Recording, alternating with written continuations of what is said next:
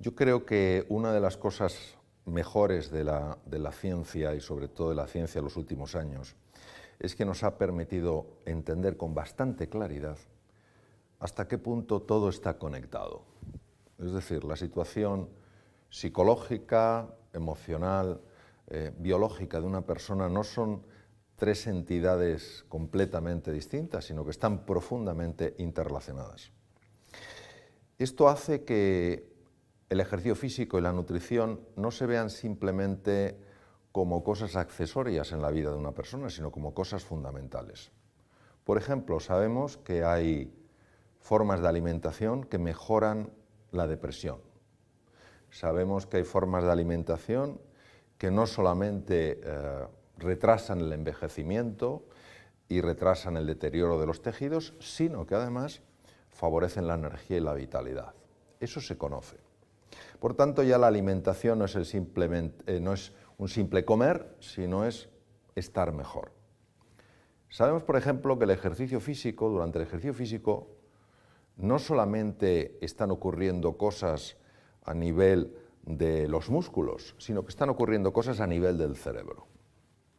Cuando una persona hace un ejercicio físico regular, se liberan 5 neurotransmisores, se liberan en más cantidad de lo que normalmente se liberan, y esos 5 neurotransmisores, que son hormonas intracerebrales, producen cambios muy importantes en el estado emocional de una persona.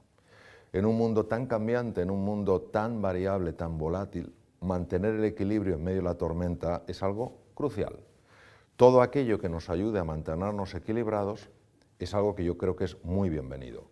El ejercicio físico se sabe que potencia la memoria porque aumenta las cifras de una sustancia que se llama BDNF, y el BDNF a nivel cerebral favorece la conexión entre las neuronas. Es decir, de alguna manera estamos cayendo en la cuenta de que aquello que decían los griegos hace 2500 años, mens sana in corpore sano, ¿no?, es una realidad profundamente importante para el ser humano.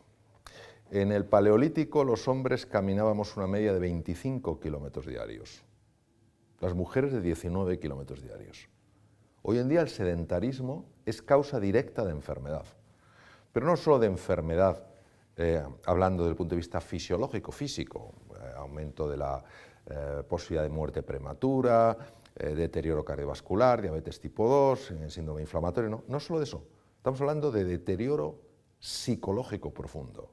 Por ejemplo, los cuadros de depresión clínica, mejoran con ejercicio físico. ¿Por qué? Pues porque en la depresión hay, entre otras cosas, hay una alteración de una estructura que se llama el hipocampo, se reduce volumen. Como con el ejercicio físico se libera BDNF, que es una neurotrofina que comentaba antes, aumenta el tamaño del hipocampo. El hipocampo es una estructura muy importante para controlar el miedo, para controlar la ansiedad. Por eso yo creo que esa sensibilización que hay hoy para el ejercicio puede que parte sea una moda y parte es, como decía antes, el darse cuenta de que estamos hablando de algo que es importante y que tiene un impacto directo en nuestra vida. El ser humano es un conjunto de realidades complejas que se pueden distinguir pero no se pueden separar. ¿Esto qué quiere decir que en la complejidad de una mano yo puedo distinguir la palma de la mano del dorso, pero yo no las puedo separar. No hay una mano que no tenga dorso, no hay una mano que no tenga palma. Entonces, siempre que hablamos de estas realidades hay que ser muy cauto, porque cada plano de realidad está afectando al resto. Si yo muevo la palma de la mano, inevitablemente muevo el dorso. Es decir, este plano es distinto de este, pero están íntimamente conectados. ¿Qué ocurre? Que tenemos un lío tremendo. Por ejemplo, el mundo emocional es un mundo que ha sido negado durante siglos. No se podía hablar de las emociones. Era un campo tabú, era un campo raro. Es más, en algunos entornos se despreciaba a una persona o se minusvaloraba a una persona que hablara de su mundo emocional. La sociedad nos ha condicionado, y la sociedad somos todos, a pensar que lo único importante es darle vueltas a la cabeza. Es a tener ciertas ideas fijas sobre cómo son las cosas. Y eso va en contra de nuestra realidad como seres humanos. Por eso hay muchas veces en las que se piensa lo que no se dice lo que no se piensa, se dice lo que no se siente y se siente lo que no se dice. Evidentemente esto implica un deterioro en el organismo, no solo a nivel biológico, por el poder que tienen los pensamientos en la interacción con la fisiología con el cuerpo, sino a nivel de la propia interacción entre seres humanos. ¿Por qué? Porque cuando una persona se sienta frente a otra, si no está teniendo en cuenta el mundo emocional de esa otra persona, lo va a ignorar. Pero que lo ignore no quiere decir que no exista. Que yo ignore que esa comida tiene cianuro, no quiere decir que el cianuro no esté en la comida. Entonces, esta ilusión óptica en la que vivimos hace que paguemos un precio enorme. ¿Los planos interactúan? Sí, pero hay una gran disonancia entre muchos de ellos. Para crear la figura de un líder, este hombre es un líder, esta mujer es una líder, yo hablaría de un verbo, el verbo liderar. Es decir, mucho más desprovisto de una personalización en alguien en concreto y mucho más en una forma de ser y de estar en el mundo. Porque si hay un verbo liderar, quiere decir que todo el mundo puede en algún momento liderar. No tiene que ser específicamente esta persona el líder, específicamente esta persona la líder. Cuando hablo de liderar, ¿de qué estoy hablando? Cuando hablo de liderar no hablo de mandar, no hablo de ordenar, hablo de inspirar, hablo de movilizar, hablo de favorecer que haya una alineación entre mente y corazón. Hablo de crear una visión compartida que sea ilusionante para todos, porque todos vean que avanzando juntos van a llegar más lejos. Es un liderazgo basado en el servicio, no basado en el estatus, no basado en el ego. No cabe duda que una persona que tiene un puesto alto en una organización, su capacidad de influir es mayor. Pero no por ello aquellas personas que ocupan jerárquicamente un puesto más bajo tienen por qué considerar que el liderazgo no va con ellos o con ellas, porque es un verbo. Hoy voy a liderar, hoy voy a inspirar, hoy voy a movilizar con mi ejemplo, hoy voy a ver cómo ayudo a otros seres humanos a creer en su potencial. Entonces, al final eso es lo que crea una cultura del liderazgo. Hay 4 cosas, y en esas 4 cosas se define la capacidad de un líder, de una líder, para influir. La primera es competencia. Tiene que ser competente en un campo. Yo soy médico. Es absurdo que me pretenda liderar hacia una nueva forma de entender la medicina a alguien que yo no vea que tiene una cierta competencia en el campo médico.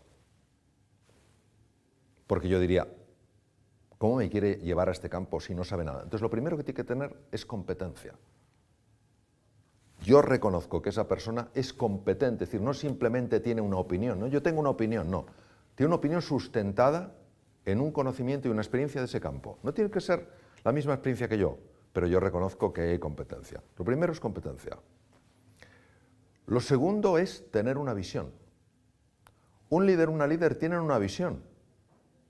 Una visión que es inspiradora, que es ilusionante, es decir, vamos allí, incluso en situaciones tremendas que ha experimentado la humanidad. Lo mejor está aún por llegar. Hay una salida a este túnel. Si no hay una visión, no puede haber liderazgo. Porque ¿cómo vas a aunar mentes y corazones en un propósito común si no hay ningún sitio al que llegar? Si no hay foco. El tercer elemento ha de ser una persona con carácter. ¿Qué es carácter? Ha de ser una persona que cuando yo esté con ella la vea como alguien fiable, como alguien íntegro, como alguien coherente, como alguien que no tiene por qué ser perfecto, pero que busca siempre hacer lo que dice, como alguien que mueve con su ejemplo. Si yo veo que esa persona no tiene carácter, pero tiene una gran visión, mira, vamos a ir a este mundo fantástico, vamos a crear una nueva forma de desarrollo de la medicina, y digo, sí, esta persona es competente, tiene una visión interesante, pero no me fío un pelo de ella.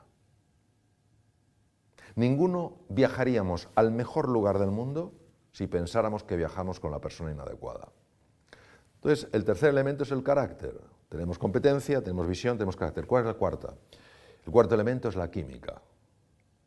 No hay manera de liderar si no se puede conectar con otro ser humano. Si yo estoy frente a una persona que es competente, que tiene una visión, que es fiable, pero que yo no me siento para nada cómodo a su lado, que no tengo la sensación de sentirme entendido por él o por ella, es muy raro que yo lo dé todo en ese proyecto, en ese viaje. Entonces son esas cuatro cosas. Eres competente, tienes una visión, estás desarrollando un carácter que te convierte en alguien fiable, te importa conectar con las otras personas. Si tienes estas cuatro cosas, el liderazgo es natural. Porque el liderazgo no se fuerza, el liderazgo sucede. Hay muchos líderes que yo conozco en distintos entornos y que ellos no se ven como líderes, pero todo el mundo les ve como líderes. Aquel que dice, yo soy el líder, me tenéis que seguir, no sabe de qué va la historia. No sabe de qué va la historia. O sea, el líder no impone, el líder atrae. ¿Y cómo atrae? Por su forma de ser y de estar en el mundo. Claro, trabajar estas cuatro cosas, eso es un desafío. Por eso hay tan pocos líderes de verdad. Ahora, cuando tú ves un líder, el impacto es inmediato. Es como cuando ves un oasis en medio del desierto. Todo el mundo es atraído hacia ahí. Hay un debate continuo, esto es, como la cuestión infinita, ¿no? Nace, se hace... Lo que sabemos es lo siguiente, hay personas que nacen ya con una capacidad más desarrollada que otros para influir. Su forma de hablar, su forma de mirar, su forma de hacer frente a los desafíos, hace que otras personas consideren admirable esa forma de estar. Y se ve en niños muy pequeñitos. Uno de mis maestros, el profesor Davidson, demostró que existen características cuando se nacen que hacen que, de alguna manera, una persona sea más atrevida en la vida. No podemos imaginarnos un líder que no sea atrevido, que no, una mujer que no sea atrevida y decir, eso es una líder. No, tiene que haber ese elemento de riesgo. Ahora, también sabemos, gracias sobre todo a los conocimientos modernos de neuroplasticidad, que hay una capacidad entrenable enorme, de tal manera que cuando uno toma conciencia de que todos somos llamados a ser líderes, no para aparecer en periódicos o en televisiones, sino para ayudar a otros seres humanos a alcanzar su potencial, alguien que aparentemente nació con menos capacidades para liderar puede llegar a niveles sorprendentes. Un ejemplo muy clásico es el de Gandhi. Mohandas Gandhi, Mahatma quiere decir alma grande, que se llamaba, pero su nombre es Mohandas Gandhi. Él ejerció la abogacía. No ganó un solo pleito. Él ejercía como abogado, se formó en Londres, ejercía como abogado en Bombay. No ganó un solo pleito. ¿Por qué? Porque para un abogado es fundamental en un pleito tener retórica, capacidad de convencer, capacidad de influir. Un hombre pequeñito, delgado, encogido, con una voz callada. Pero en un momento determinado él se dio cuenta, cuando fue a Sudáfrica para ayudar a un pariente suyo con un problema legal, se dio cuenta de que hacía falta un resurgir, un renacer, un reinventarse. Cayó en la cuenta y el hombre empezó a transformarse y alguien que no movió a un solo juez con su palabra, movió un mundo entero con su forma de ser y estar en el mundo. Entonces, ¿qué quiere decir? Que esto es así. Es decir, ser líder o no ser líder no es una definición. Es una posibilidad de ser y de estar en el mundo. Entonces, aquella persona que dice, yo no nací líder, yo nací seguidor. Bueno, lo que decía Henry Ford, tanto si lo crees, que si crees que puedes o crees que no estás en lo cierto, si tú mismo ya... Pero claro, es muy importante hacer énfasis en este tema. Uno no lidera para mandar, uno lidera para servir. Entonces, claro, no, yo quiero ser líder para tener seguidores. No tiene ni idea de lo que es un verdadero líder. Esa persona quiere mandar. El concepto de reinventarse es complejo de explicar con palabras, entonces voy a utilizar una imagen. Y de hecho fue la misma que utilicé en la portada del libro Reinventarse tu segunda oportunidad. Un gusano tiene una forma de ser y de estar en el mundo. Se arrastra, tiene un color, tiene unas patas, tiene un determinado número de ojos, y para él es posible una serie de cosas, pero no son posibles otra serie de cosas. Por ejemplo, para un gusano es posible arrastrarse por el suelo, subir por una ramita, pero no es posible saltar de rama en rama sin caer al suelo. Llega un momento en el que algo en el gusano le dice que es el momento del despertar. Entra en esa estructura, en su noche oscura, y despierta una posibilidad que estaba dormida y que era la posibilidad de volar. Cuando el gusano se transforma en mariposa, siendo el mismo ser, ya no tiene la misma forma de ser y de estar en el mundo. Lo que para el gusano era imposible saltar de rama en rama, para la mariposa ahora es fácil. De hecho, la mariposa tiene algo que físicamente es distinto al gusano, tiene alas, es más, tiene un número de ojos diferente, número de patas diferentes. Cuando yo hablo de reinventarse en relación al ser humano, hablo de aflorar la verdadera realidad del ser. No quién te crees que eres, no cómo te has definido toda la vida, no cómo te ha definido la sociedad, sino en base a quién eres en realidad. La reinvención es un proceso, desde mi punto de vista y desde mi experiencia, apasionante, sencillo, pero nada simple, porque implica abrirse a que dentro de ti hay talentos, recursos y posibilidades que ni siquiera se te han pasado por la cabeza. Y estamos más cómodos en el juicio, en la etiqueta que nos hemos puesto, aunque esa etiqueta sea profundamente dolorosa. Esa es la paradoja de los seres humanos. Muchas veces, en lugar de vivir plenamente, vivimos vidas de callada desesperación, pero pensamos que no hay nada más.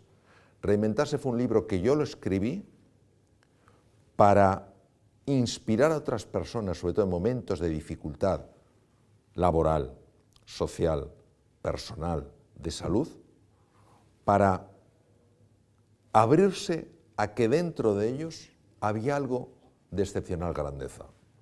Hoy, en medicina, se sabe que cuando eso empieza a aflorar, el cuerpo empieza a mejorar y llega a curarse de enfermedades muy graves. Y esto no es algo esotérico, muchas de estas cosas yo lo aprendí en centros médicos en Estados Unidos, es decir, no es algo esotérico, tal cual, no, es una realidad. Pero preferimos seguirnos definiendo como siempre nos hemos definido. Preferimos no atrevernos a salir de nuestra zona de confort. Preferimos el mal conocido que el posible bien por conocer. Entonces lo que pasa, que lo dice, no, yo es que soy una persona mediocre. Tú no naciste para ser mediocre. Tú naciste para la grandeza. La grandeza no es el éxito, el ganar una fortuna, el que la gente te señale, este es muy importante. La grandeza es vivir de acuerdo a quién eres. Y no hay un solo ser humano que en su interior no tenga grandeza. La mayor parte de los seres humanos, intuyo, sospecho, que se mueren con la música dentro. Nunca la han oído sonar. Yo trabajo mucho con personas en el mundo del emprendizaje. Y hay dos conceptos, uno que es el entrepreneurship y el intrapreneurship. Entonces, a veces se piensa que el ser un emprendedor es montar tu propia empresa. Yo creo que puedes ser un emprendedor en tu empresa, aunque no la hayas creado tú. Trabajes de lo que trabajes, aunque tengas el trabajo más sencillo. ¿Y cómo eres un intraemprendedor? Dando iniciativas, haciendo propuestas de mejora, viendo de qué manera lo que hay puede ser llevado a otro nivel. Nadie que no piense que en su interior hay creatividad, inteligencia, capacidad de aprender, se atreverá a mirar más allá de lo inmediato. Entonces, ¿cómo puede influir aflorar la grandeza del ser humano? Pues ¿cómo puede influir en la economía de un país descubrir que están encima de una mina de diamantes? Pues influye mucho. Entonces, claro, una persona que se reinventa, una persona que se redescubre, que se redefine, es una persona mucho más serena, mucho más alegre, mucho más confiada, mucho más vital, mucho más compasiva, mucho más creativa y mucho más sabia. Claro, si yo tengo esto en mi empresa, obviamente la expresión de eso es una mejor forma de trabajar, una manera más eficiente de hacer las cosas, unos objetivos más apasionantes y una forma de colaborar mucho más agradable. Yo diría que hay dos cosas que son fundamentales. No digo que sean las únicas, sí son fundamentales. Es decir, el edificio se sostiene con esos dos pilares. Ahora, si quieres sostenerlo más, necesitas otros pilares. El primer pilar es dejar de juzgar. Nosotros cuando juzgamos, tanto a los demás como a nosotros mismos, vemos con absoluta claridad que lo que nosotros estamos pensando y diciendo de esa persona es que es así. Y no nos damos cuenta que nuestros juicios son la pura expresión de condicionamientos previos y de experiencias pasadas. Yo recuerdo una vez, en un evento que estuve con médicos norteamericanos que querían montar una cosa en España, estaba yo operando y recuerdo que una enfermera que estaba circulando, una enfermera circulante, hizo un comentario muy poco amable sobre los norteamericanos. Y yo le dije, ¿cuántas veces has estado en los Estados Unidos? Me dijo, ninguna ni me hace falta. Pero hablaba como si los conociera perfectamente. Pero esto no es ella, somos todos. Entonces, primero dejar de juzgar y empezar a observar con verdadera curiosidad. En lugar de decir, este es un impertinente. Cambiar el chip. Yo sé que es muy difícil porque nuestra reacción es inmediata por condicionamientos previos. Es decir, ¿qué le habrá llevado a decirme esto? Entonces, cuando tú cambias el chip y tomas una mirada curiosa en lugar de una mirada enjuiciadora, ves lo que normalmente no verías. Nuestro problema es la capacidad o la velocidad de la reacción ante cosas que interpretamos como provocaciones o ofensas. Estamos hablando en el sentido común de la palabra, ¿no? El segundo elemento que creo que es muy importante es aprender a valorar lo que estamos haciendo en el momento en el que lo estamos haciendo y no estar valorando sobre todo a dónde nos va a llevar eso que estamos haciendo. Cuando tú ves una persona que realmente está en el momento, disfrutando del momento, disfrutando de lo que está haciendo, es que es una expresión de alegría, de ilusión y de entusiasmo, que inevitablemente le lleva a un resultado mejor, pero no está pensando en el resultado, está disfrutando del momento. Por cómo está construida lo que se llama la mente dualista humana, estamos siempre en el pasado o en el futuro. Entonces, es que si hubiera hecho ayer lo que tenía que hacer hoy no tendría el problema. O podré en el futuro resolver lo que tengo. Y dejamos de estar aquí. Entonces, en el momento en que la atención la fragmentamos, la dispersamos, perdemos toda la capacidad de descubrir cómo mejorar eso en lo que estamos. Nosotros hablamos mucho de la importancia del talento. Pero creo que nos equivocamos cuando nos preguntamos dónde está el talento. Y tendemos a pensar que el talento está en la cabeza de una persona. Esa persona es muy talentosa, genera grandes ideas. Desde mi punto de vista, el verdadero talento de una persona está en su corazón. ¿A qué me refiero? No me refiero a nada azucarado. Me refiero a que si tú a un niño en una escuela, a un niño que aparentemente no tiene talento, consigues entusiasmarle en algo, consigues transmitirle, yo creo en ti, tú tienes posibilidades para florecer en la vida. Lo que digo es que cuando el corazón se enciende, la cabeza sigue el ritmo. Pondré un ejemplo, para no extenderme.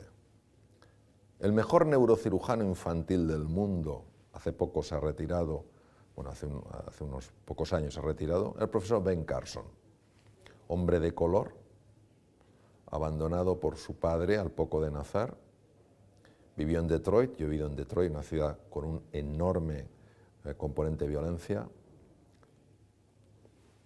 Una persona con todas las cartas necesarias para acabar en una prisión. Chico violento, apodado el tonto de la clase, de Dummy Boy. ¿Cómo es posible que este chico sin recursos se convirtiera en el mejor neurocirujano del mundo, neurocirujano infantil del mundo, jefe de departamento en la Johns Hopkins en Baltimore, Maryland, y la persona que diseñó operaciones neuroquirúrgicas que nadie en el mundo se les había ocurrido cómo hacerlas y que dieron solución a problemas hasta entonces inabordables? Porque su madre y su profesor de ciencias creyeron en él. Porque buscaron qué le apasionaría ser, y le apasionaría ser algo imposible para un chico de sus características: médico. Entrar en la Universidad Americana es complicadísimo.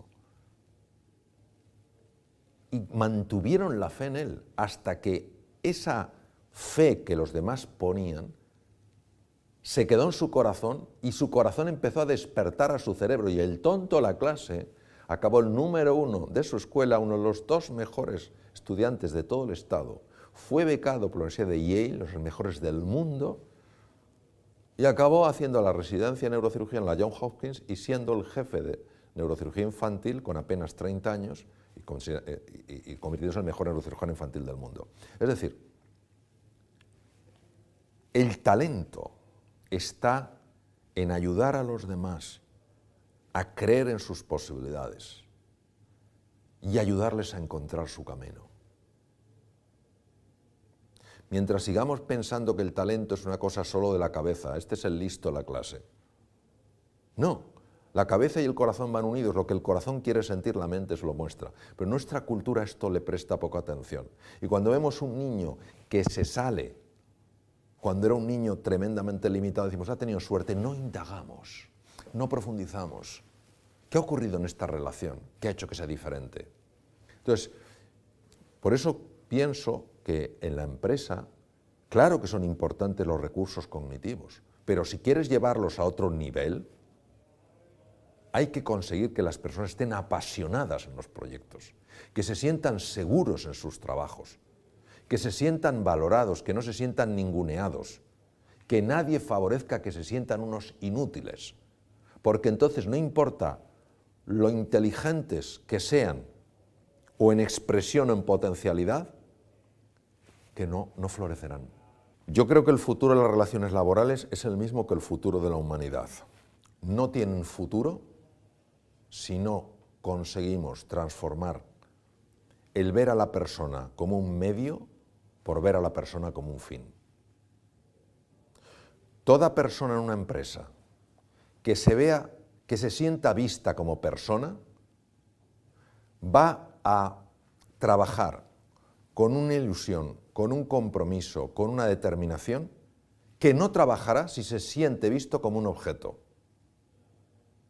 si se siente visto como un medio para conseguir cosas. Entonces, la empresa y la sociedad tendrá futuro si se humaniza. La empresa y la sociedad no tendrá futuro si sigue deshumanizándose. Entonces, no veo una diferencia entre la empresa y la sociedad. No, la empresa va a tener el mismo destino que la sociedad, porque la empresa está en la sociedad, la empresa construye sociedad y la sociedad construye empresa. Están tremendamente unidos.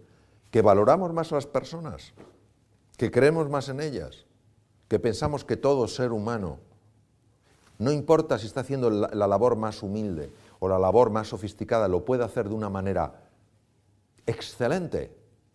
Vamos, iremos como motos. Que seguimos tratándonos a patadas, no tenemos futuro. No importa lo que avancemos tecnológicamente, no tendremos futuro.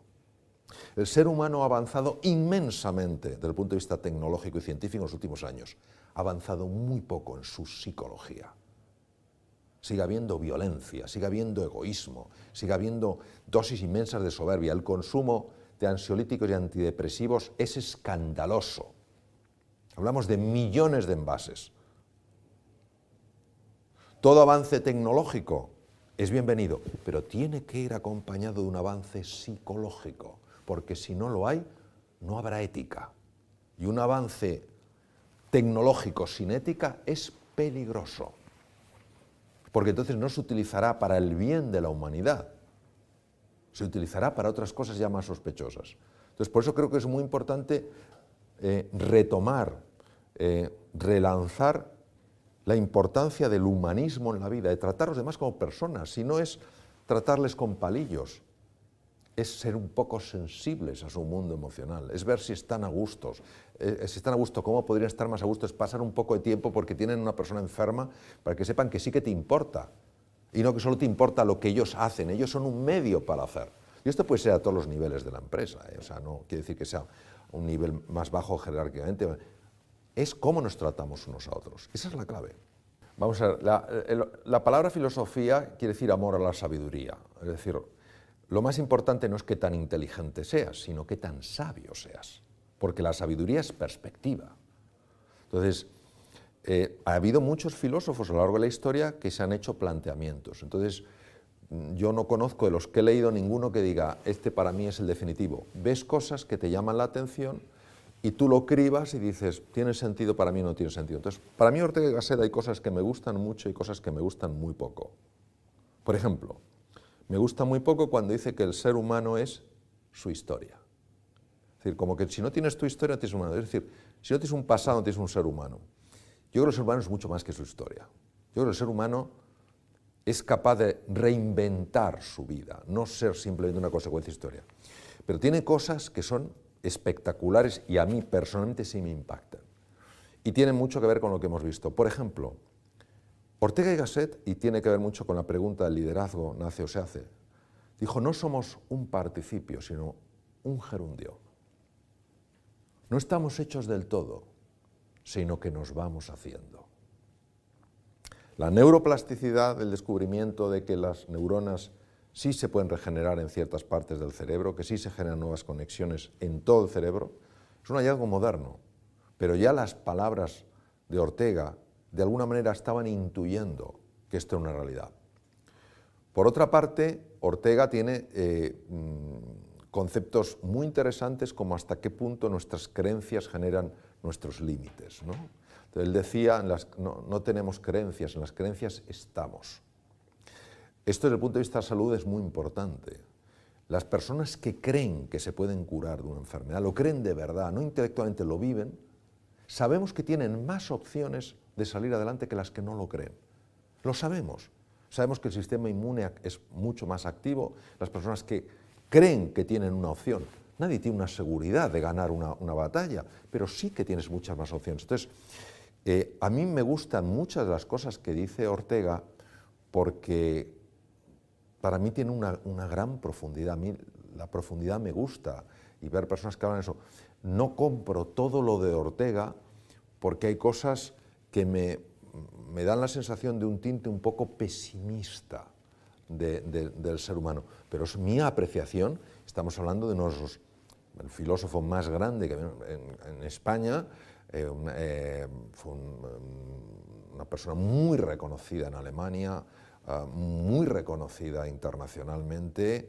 Sus artículos periodísticos tuvieron un impacto enorme porque la parte de filósofo era un grandísimo periodista. Entonces, hablamos de uno de los grandes. Entonces, yo creo que estas personas tan destacadas, lo bueno es que nos lanzan una especie como de impactos que nos invitan a reflexión, porque decimos, yo no sé nada de esto, pero esto me suena a verdad.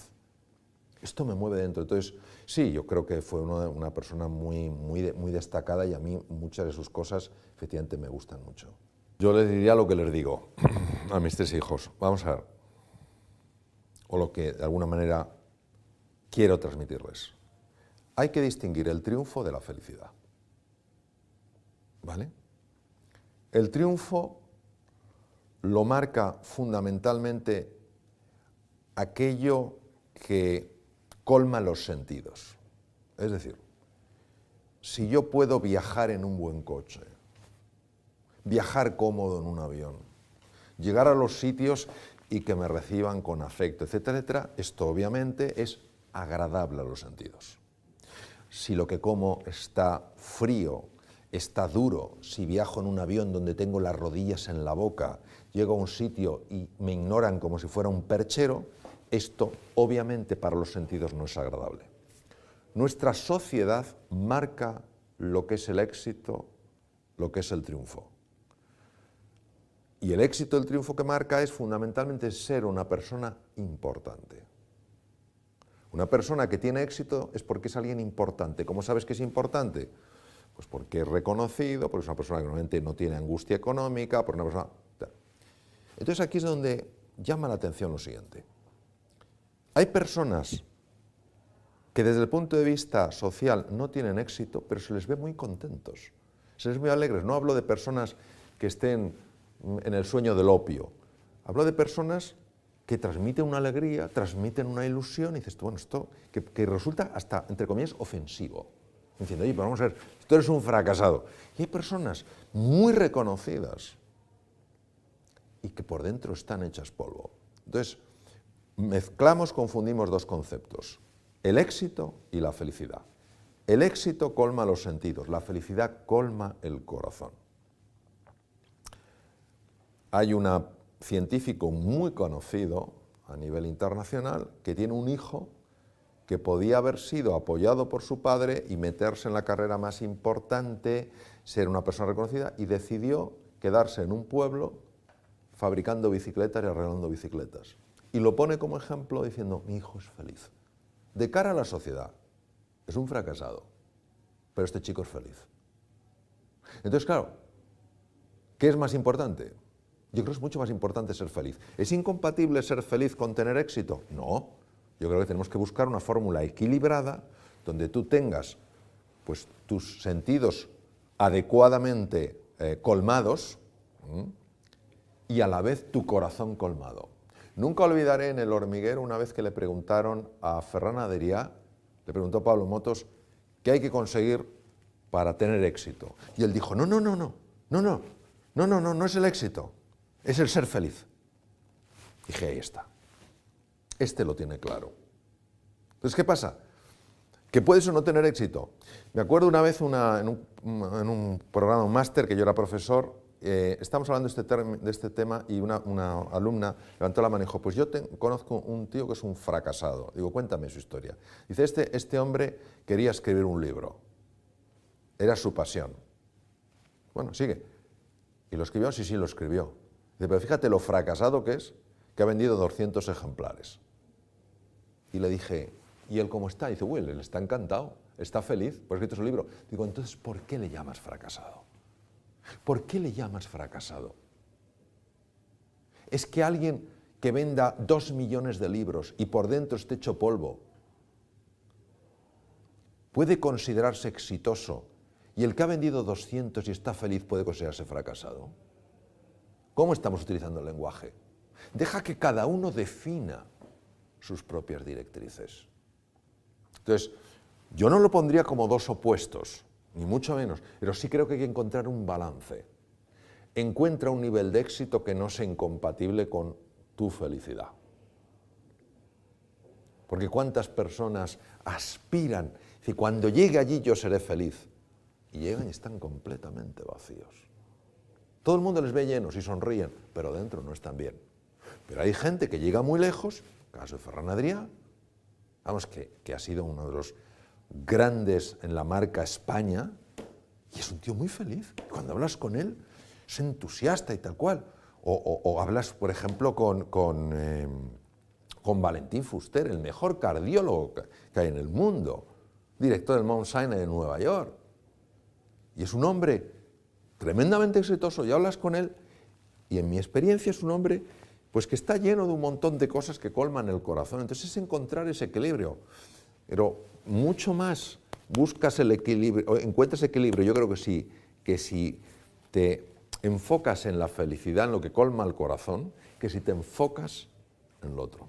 Esta es una pregunta de tremendo calado y voy a intentar ser muy preciso porque se está convirtiendo en una moda y todas las modas me generan inquietud. Vamos a ver. La mente humana por una condición que se llama dualismo, que no vamos a entrar aquí, lo que se llama la mente dualista, es una mente generadora constantemente de ruido. Cuando yo trabajaba de cirujano en Estados Unidos, enfrente de mi hospital estaba el Hospital Deaconess y había un cardiólogo que fue en realidad el primero a nivel mundial que hizo estudios de estas metodologías. Y yo hablé con él y estudié con él. Y este hombre me decía en aquel momento, hace muchos años, algo que yo no entendía. Me decía que él a sus enfermos cardiológicos que iban a cirugía cardíaca, les enseñaba a no dejarse arrastrar por los pensamientos. Y yo, en mi nivel de conciencia de entonces, decía, pero si los pensamientos son la pera, ¿qué sería el ser humano si no pensara? Y siempre me llamó porque él decía the disturbing train of thoughts, el tren de pensamientos perturbadores. Y me decía también que cuando sus enfermos aprendían esto y después de la cirugía cardíaca, tenían menos complicaciones y menos arritmias, incluso estando intubados y por tanto inconscientes. Y yo en aquel tiempo, hablo hace varias décadas, yo no entendía qué tenía que ver con eso. Conforme he estudiado más la mente humana y he estado con grandes maestros del mindfulness, todos estos temas, me he dado cuenta de que la mayor parte de la mente la utilizamos para meter ruido, para angustiarnos por el pasado y preocuparnos por el futuro. Y al final dejamos de estar en el presente, que es donde sucede realmente todo. Y claro, si yo estoy despistado, están pasando cosas que no las puedo ver. Y si encima estoy angustiado o estoy frustrado, estoy generando daño biológico. Entonces el mindfulness es una parte de la meditación, lo que se llama shamatha, que lo que hace es estabilizar la atención. ¿Cómo estabilizar la atención? Yo no puedo ver nada nuevo si no miro de una forma nueva. El shamatha, el mindfulness, que es la forma anglosajona de llamarlo, el mindfulness lo que hace es ayudarte a fijar la atención fundamentalmente en la respiración y en el cuerpo. Cuando tú mantienes la atención ahí, los pensamientos se ven sin energía. Y claro, intentan bombardearte, te intentan llevar, pero tú te das cuenta y vuelves. Entonces, claro, esto se viene practicando desde hace al menos 2500 años. ¿Por qué ahora está teniendo tanto impacto? Porque 3 científicos, uno de mis mentores, Herbert Benson, cardiólogo de la Universidad de Harvard, el profesor John Kabat-Zinn, formado en el MIT, y el profesor Richard Davidson, se dedicaron a estudiar qué pasa biológicamente en una persona que está entrenando su atención. Y se dieron cuenta, primero, de que hay mejoras en la salud, que hay reducción en la reactividad emocional y que hay una potenciación de la creatividad y de la capacidad para ver las cosas con claridad. Obviamente, si tú bajas la irritabilidad de una persona, mejoras su salud, mejoras su creatividad y haces que sea una persona con la que es más fácil conectar, esto en un entorno empresarial se nota. Se nota porque baja la incidencia de enfermedad, por supuesto de bajas laborales, bajan los niveles de depresión, bajan los niveles de ansiedad, se potencia el sistema inmune, mejora la relación interpersonal. Hasta que la ciencia no empezó a estudiar esto, la sociedad lo veía como algo perteneciente a filosofías, sobre todo ancladas en el budismo y en el taoísmo, que poco parecía que tuvieran relación con el mundo de hoy. Cuando estos 3 científicos dijeron, vamos a ver qué pasa practicando esto sin ningún tipo de connotación espiritual, sino solamente a nivel de estudio científico, ver qué pasa, han visto cosas sorprendentes, cambios en la estructura del cerebro, potenciación de la capacidad del sistema inmune para atacar tumores.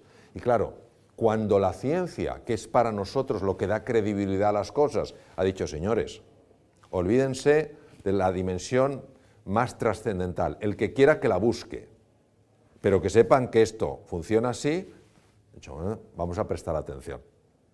Por eso, algunas personas más tradicionales del mundo del budismo, pues decían que, bueno, que esto se estaba como instrumentalizando demasiado. Pero en el fondo, todo lo que ayuda al ser humano a estar mejor, realmente mejor, no a tener más, no a ser más poderoso, sino a estar mejor por dentro, yo creo que ha de ser bienvenido. Lógicamente, hay personas que no se quedan en la salud física, en la mejora de la creatividad, en la mejora de la productividad, sino que además quieren avanzar más, quieren conocerse más, quieren saber lo que hay dentro. Entonces es lo que se llama el Vipassana, que va más allá del mindfulness, es un paso más allá, donde te metes dentro y empiezas a entender con más claridad la dinámica de la mente. Hoy el mindfulness, por ejemplo, es algo practicado enormemente en todo Silicon Valley. ¿Por qué? Porque es fashion.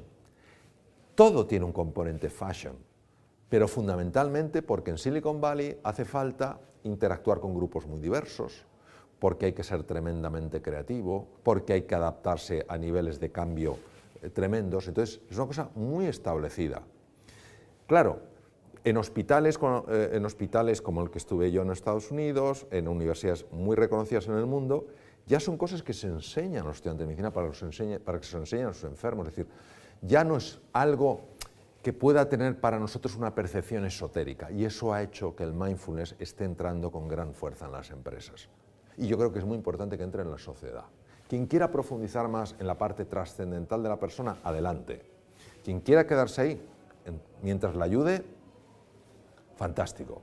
Yo creo que todo ser humano necesita fundamentalmente dos cosas: que se le entienda y que se le quiera. Punto.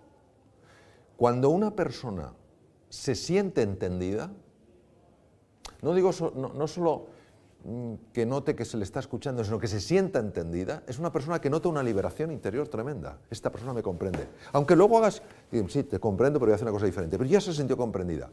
Es más, este se considera hoy en día que es el elemento, por ejemplo, en psicoterapia más importante, que la persona se sienta realmente comprendida. Entonces, yo creo que este punto y el querer a los demás, tratarles con afecto, marca una diferencia enorme. Claro, en este mundo donde cuando hablamos del amor parece que es algo de rosita y blandito y tipo merengue, no entendemos la fuerza transformadora del amor. La fuerza transformadora del amor es sencillamente la capacidad de ver en el otro ser humano no alguien que piensa distinto que tú, que es de un partido político diferente del tuyo, que tiene una cultura distinta, sino ves que él también o ella también están enfrentándose a preocupaciones en su vida, que tienen angustias, que quieren ser felices, que no saben cómo salir del atolladero. Cuando tú ves la humanidad en otro ser humano, la misma que tienes tú, les tratas de una manera diferente, porque ya no son una etiqueta. No, es que este es de tal, es que este es de izquierdas, es que este es de derechas, es que este es de centro, es que este es de ese país, es que este otro... No, esas barreras se diluyen y ves la humanidad. Cuando una persona se siente mirado como ser humano, nota cosas diferentes a como se siente uno mirado cuando se le mira en su etiqueta. Claro, esto lo que pide es una revolución interior, porque no es fácil, no es cómodo. Y tenemos la sensación de que lo que nos da fuerza es etiquetar. No, etiquetar lo que nos hace es débiles. Y en un mundo tan global, con culturas tan diferentes, donde nos necesitamos entender, porque si no, no salimos adelante, tenemos que caer en la cuenta de que hay otra forma de vivir, en la que se produciría muchísimo más, porque seríamos mucho más creativos, en la que disfrutaríamos mucho más, en la que viviríamos más en términos literales, y en la que experimentaríamos un mundo con una paz, una serenidad que nada tiene que ver con la actual. Es decir, es un mundo posible, no es un mundo ilusorio. Ahora pide de nosotros una transformación radical. Un decir, oye, voy a empezar por mí mismo. ¿A quién estoy etiquetando? Voy a darle...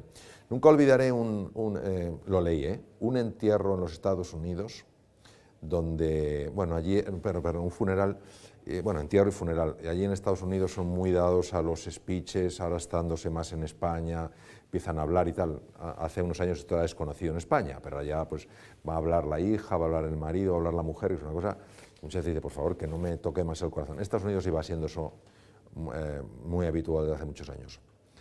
había fallecido un hombre en una oficina que era considerado el tipo gris. O sea, todos pensaban que, vamos, que ese hombre era todo lo contrario a la creatividad, a la imaginación. Era, nada, una persona que se... Cuando fueron al funeral, y la viuda empezó a declamar poesías que su marido había escrito. Y estos compañeros de la oficina, que la habían etiquetado toda la vida como un tipo gris, empezaron a llorar, porque eran tan conmovedoras las poesías. ¿Cómo es posible que la hayamos tenido tan cerca y no hayamos visto ese talento? Y aquí vamos a un filósofo francés, ganador de premio Nobel, Jean-Paul Sartre: yo soy como tú me miras.